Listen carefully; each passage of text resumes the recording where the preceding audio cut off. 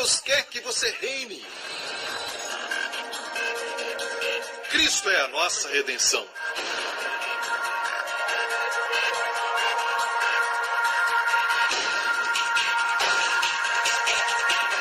Deus é justo e faz o pecador justo.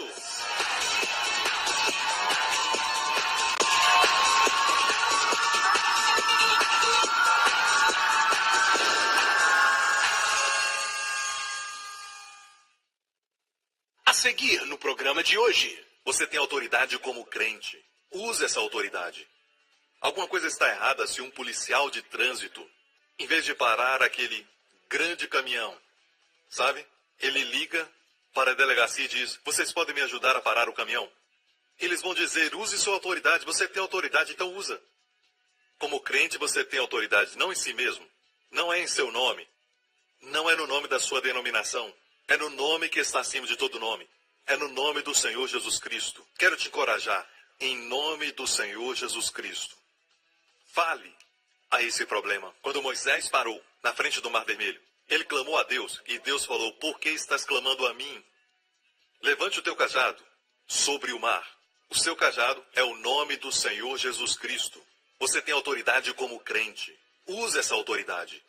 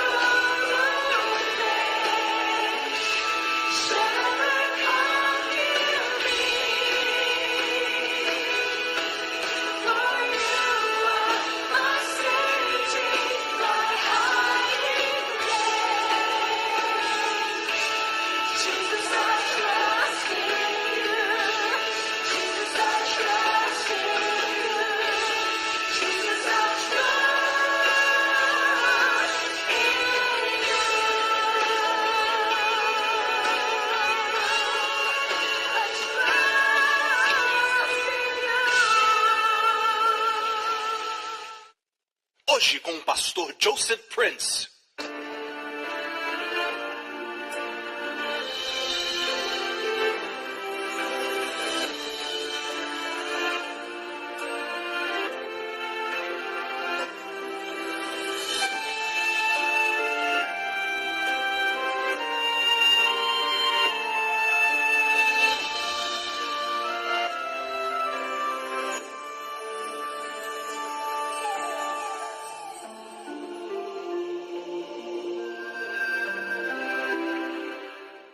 Atrás de mim está uma torre dos tempos bíblicos, é assim que eram.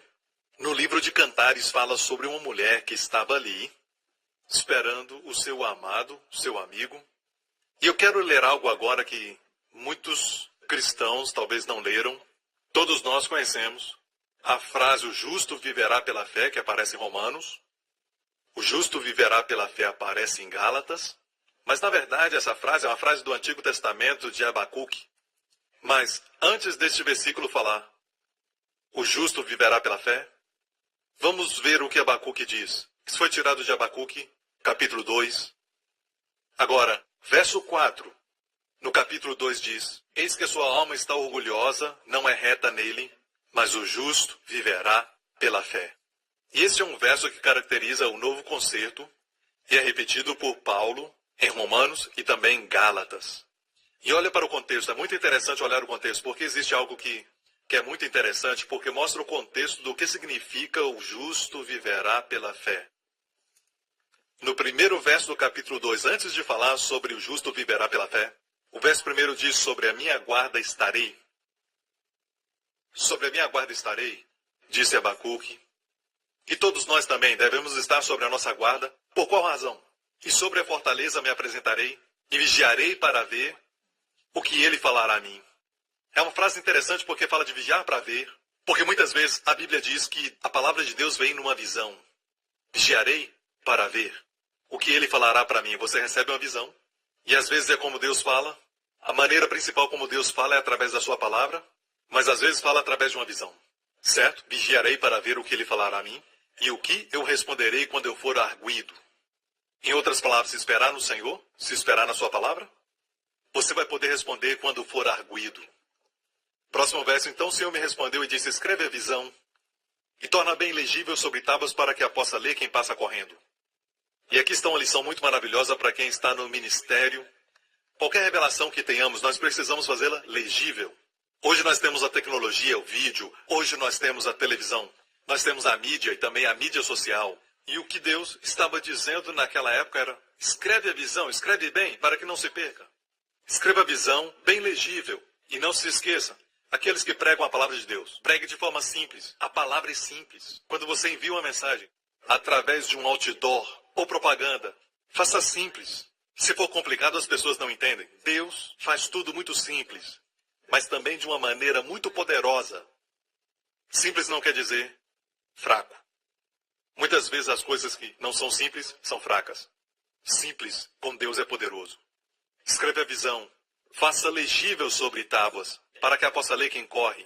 Não só andar no Espírito, correr. Lembra que o apóstolo Paulo diz em Gálatas: andem no Espírito? Mas antes disse aos Gálatas o quê? Vocês corriam bem. Vocês corriam bem. Quem os impediu? Quem trouxe o legalismo? Quem trouxe a lei? Ele disse. E depois ele fala para andar de novo no Espírito. Mas o ideal é correr. Amém? Correr quer dizer terminar o trabalho. Quando alguém ler a visão de Deus, vão correr. O próximo versículo diz, versículo 3, porque a visão ainda é para o tempo determinado, mas se apressa para o fim e não enganará. Se tardar, se atrasar, espera-o, porque certamente virá, não tardará. Quando Deus te der uma palavra, ouve uma mensagem, você lê a palavra de Deus, Deus te dá uma promessa e parece que não vai acontecer. Uma semana passou, um mês passou. A promessa de Deus é: se tardar, espera-o, porque certamente virá e não vai tardar.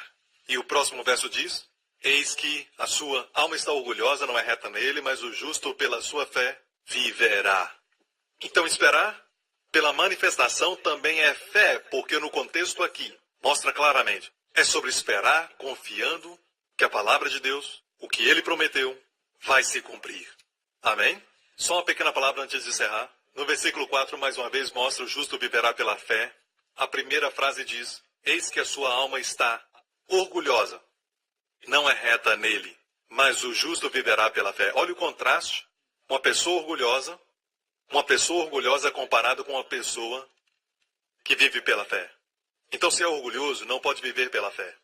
Lembre-se que o Senhor Jesus falou daquele centurião, que ele tinha grande fé, que nem mesmo Israel encontrou. O que o centurião disse? Senhor, eu não sou digno de que entres em minha casa. Diga somente uma palavra. Eu sempre vejo a combinação de humildade e fé. Quanto mais humilde for, mais a fé vai operar. Quanto mais orgulhoso é, menos a fé opera, porque está confiando em si mesmo. Está confiando na sua performance, está confiando na sua própria força. Para que então fé? Eu vejo o exemplo da mulher cananeia. Quando o Senhor não atendeu, quando ela queria libertação para sua filha que estava possessa. Mas ela se humilhou quando o Senhor disse: eu não fui enviado a não ser as ovelhas de Israel. Porque ela estava fingindo ser israelita. Ela disse: Jesus, filho de Davi, essa frase só podia ser usada pelos judeus. Ela fingia ser judia. Então o Senhor a ignorou. Mas ela perseverou. E ainda o Senhor disse: não é certo pegar os pães dos filhos e dar para os cachorrinhos. E a palavra grega é cachorrinhos, filhotes. Mas então ela perseverou e tomou uma atitude de humildade. E ela disse: sim, mas até os filhotes comem das migalhas da mesa. E então você vê o que Jesus disse? Mulher, grande é a tua fé. Então você vê uma combinação de fé e humildade. Se Deus está falando algo com você, se humilhe. Se está te corrigindo, se humilhe. Porque fé e humildade andam juntas. Orgulho e fé não podem andar juntos, assim como não pode misturar água e óleo. Então aprendemos uma lição onde a frase o justo viverá pela fé foi primeiramente mencionada. E todas as vezes que eu venho a Israel, parece que Deus está falando comigo sobre os perigos do orgulho e a importância da humildade. E agora vimos a importância da humildade em termos de liberar a fé. Amém.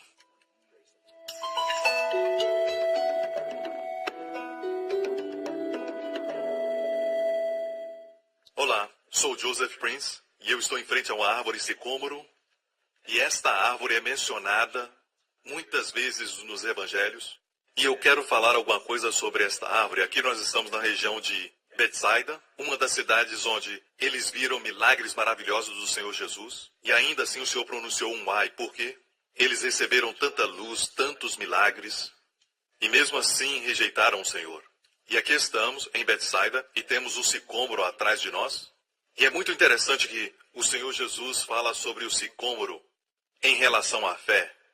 O Senhor disse: se tiverdes fé como um grão de mostarda, que é uma das menores de todas as ervas, mas pode crescer alta.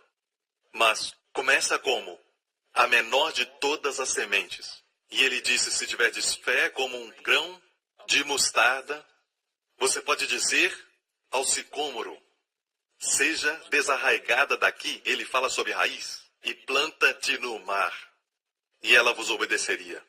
Esse é o poder da fé. Mas é muito interessante que não temos a mínima ideia sobre o sicômoro. E eu fui informado que o sicômoro no deserto pode crescer com raízes que se aprofundam até 5 metros. E isto me parece que é muito profundo para uma raiz. E no hebraico tem a etimologia da palavra Shecam, que é a ressurreição da morte. É uma árvore que tem raízes que penetram profundamente. E eles dizem que quando as unas são sopradas, você pode ver as raízes. É muito maravilhoso. Então imagina o Senhor dizendo: desarraiga-te daqui e planta-te no mar. Seja o que for que você estiver enfrentando na sua vida, talvez seja um tumor no seu corpo, e os doutores falaram que não há mais esperança. Eu quero te encorajar a falar a este problema, a falar. Talvez seja grande, talvez o diagnóstico foi muito grande, como as raízes do sicômoro. Sabe, talvez os doutores disseram que está no 3º estágio. Já está no estágio final ou algo assim. Quero te encorajar, em nome do Senhor Jesus Cristo. Fale a esse problema. Se você tem um problema, qualquer que seja um tumor, diga tumor, seja desarraigado em nome do Senhor Jesus Cristo e planta-te no mar. E durante os meus estudos eu descobri que quando o Senhor disse isso no grego, o tempo ali é, na verdade, um tempo que quer dizer continue falando. Continue falando, não está no tempo perfeito, certo? Continue falando, tempo imperfeito. O que quer dizer continue falando, não se desencoraje. E eu me lembro quando tive um problema de pele, sabe, alguns anos atrás, depois de tomar um banho, eu olhava no espelho e dizia, problema de pele, em nome do Senhor Jesus Cristo, desarraiga-te e planta-te no mar. Eu declarava isso, e é lógico, olhando para o meu corpo, o problema estava lá. Mas todo dia eu falava e falava isso. E um dia eu tinha até esquecido disso, e eu estava me secando, e eu escutei uma voz me dizendo, procure seu problema de pele. E quando eu virei e olhei no espelho, tinha desaparecido. Então quero te encorajar, mesmo que o seu problema tenha raízes profundas, pela fé no Senhor Jesus Cristo, fale ao problema. Algumas coisas falamos para Deus, mas às vezes precisamos falar ao problema. Quando Moisés parou na frente do Mar Vermelho, ele clamou a Deus, e Deus falou, por que estás clamando a mim? Levante o teu cajado sobre o mar. O seu cajado é o nome do Senhor Jesus Cristo. Você tem autoridade como crente. Use essa autoridade. Alguma coisa está errada se um policial de trânsito, em vez de parar aquele grande caminhão, sabe? Ele liga para a delegacia e diz, vocês podem me ajudar a parar o caminhão? Eles vão dizer, use sua autoridade. Você tem autoridade, então usa. Como crente, você tem autoridade, não em si mesmo. Não é em seu nome. Não é no nome da sua denominação. É no nome que está acima de todo nome. É no nome do Senhor Jesus Cristo. E mesmo que você diga a primeira vez e parece que não se mexe, parece que está parado, como o sicômoro, continue falando a ele. E mesmo arraigado, com raízes profundas, o Senhor disse, desarraigue-te daqui, e o que ele disse? E ele obedecerá você. E eu acredito que céus e terra passarão, mas as suas palavras jamais passarão. Vai obedecer você e vai se afastar de você.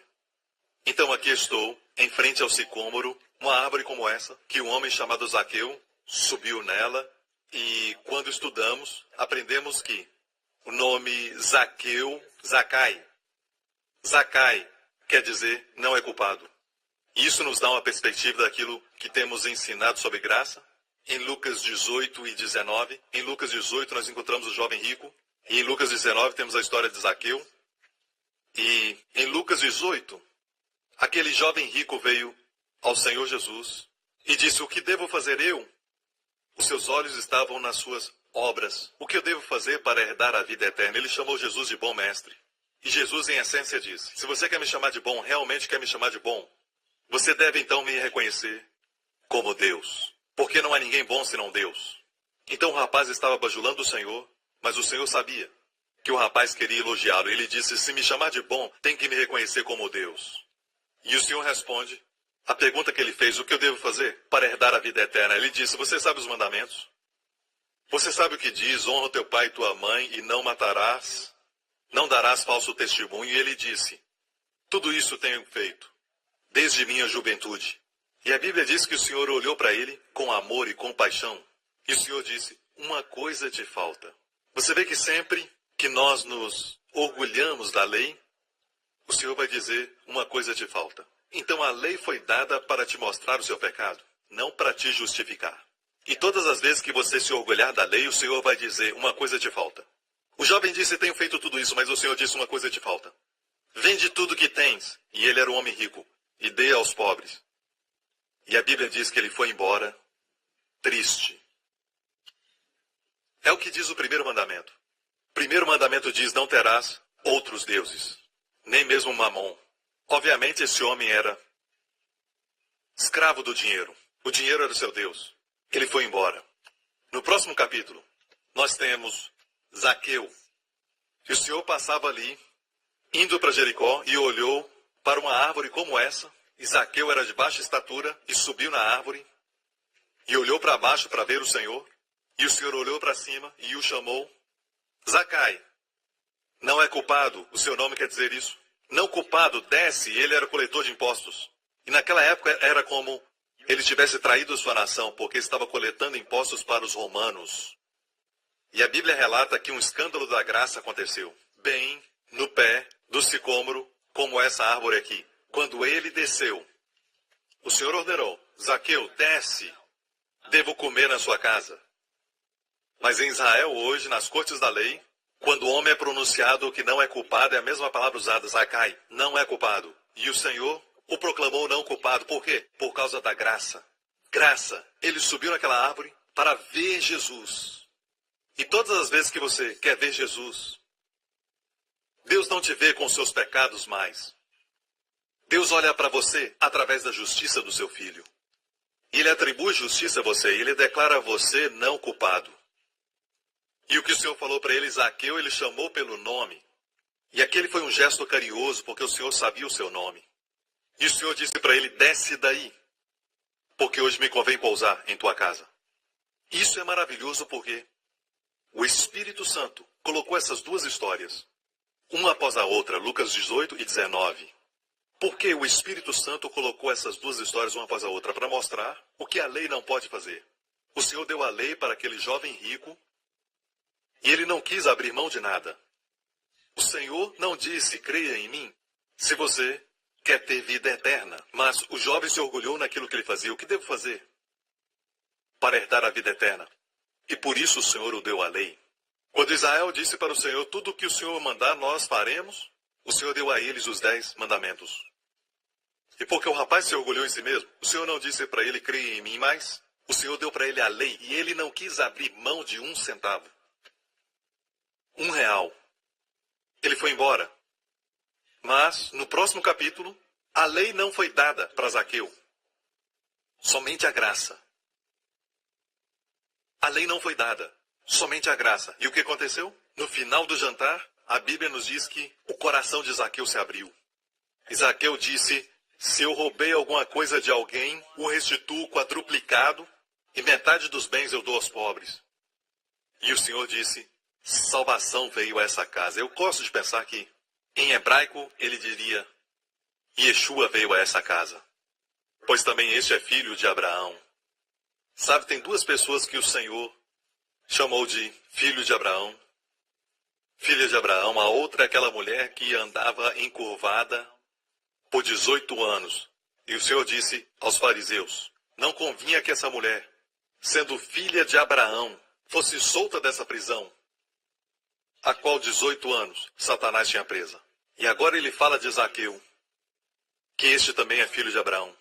Nem todos que são de Israel são reconhecidos como filhos e filhas de Abraão, mas aqueles que confiam no Senhor Jesus Cristo. Esses são os que o Senhor chama filhos de Abraão, filhas de Abraão. E se é filha de Abraão, sabe qual a atitude do Senhor para com você? E ele é o mesmo ontem, hoje e sempre. Sua atitude é, não convinha que esta mulher, sendo filha de Abraão, seja solta. Como você pode ser como o mundo? Como você pode sofrer a maldição como o mundo? Essa é a atitude do Senhor para com você. Não convém que essa mulher, não convém que esse homem seja salvo. Desde que ele tenha fé em mim, desde que ela tenha fé em mim, eles não podem mais permanecer em escravidão.